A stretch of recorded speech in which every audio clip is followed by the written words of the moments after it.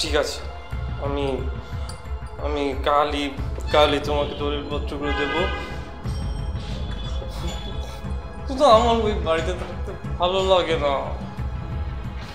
আচ্ছা ঠিক আছে, বিয়ের পর আমি তোমাকে একটা ডুপ্লেক্স বাড়ি গিফট করবো। তাহলে ওই বাড়িটা তুমি চাইলে থাকবে, নাহলে সেল করে দেবো। কিন্তু কালকের মধ্যে বাড়ি আর মার্কেটের দলিলপত্রগুলো আমার হাতে চাই।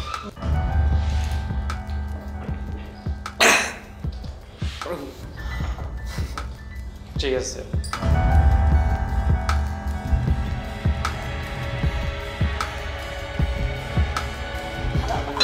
আবির, অনেক হয়েছে, রাখো রাখো। প্লিজ আমি একটু ছাড়ো ছাড়ো, প্লিজ আমি আর একটু খাবো। পরে থাকা যাবে, আর তো মাত্র কয়েকটা দিন। চল ববি, আবির চলো। ববি প্লিজ চলো।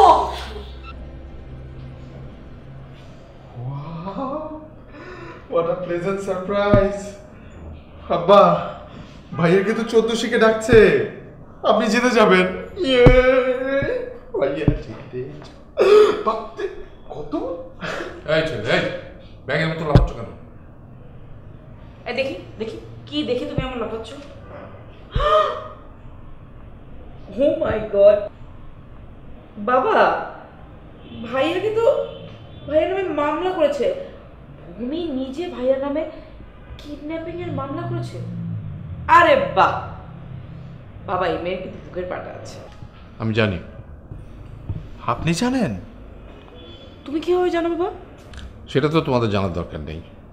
তো তোমরা এত খুশি কেন? কেন খুশি হব না বাবা?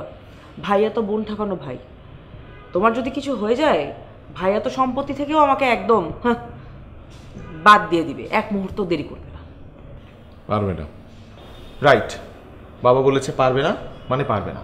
ভাইয়া কোনোভাবেই তোমার অংশ ঢোকাতে পারবে না, তাই না বাবা? হ্যাঁ, বাবার শরীরে একটু ভালো করে যত্ন নিতে হবে। এইসব টেনশন বাবার শরীরের জন্য ভালো না। তুমি ঠিকই বলেছিলে বাবা, ভাইয়ার পতনের দিন ঘনিয়ে আসছে। শোষণের ফল কোনোদিন ভালো হয় না। তুমি নিজের চোখের সামনে দেখবে ভাইয়ার পতন।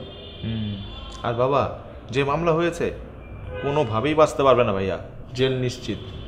তবে যত যাই বলো জলি, ভাইয়া তো তোমার বড় ভাই, তাই না?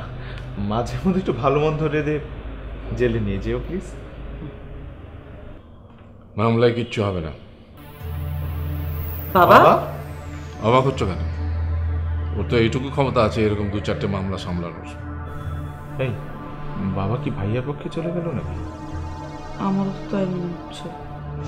স্বার্থের পেছনে তোমরা ঘুরো, আমি না। না, ঠিকই বলেছে বাবা, একজন নির্ভীক মানুষ, কখনো স্বার্থ দেখেনি নিজের। ঠিক আছে না বাবা? বাবা কফি করে নিয়ে আসি।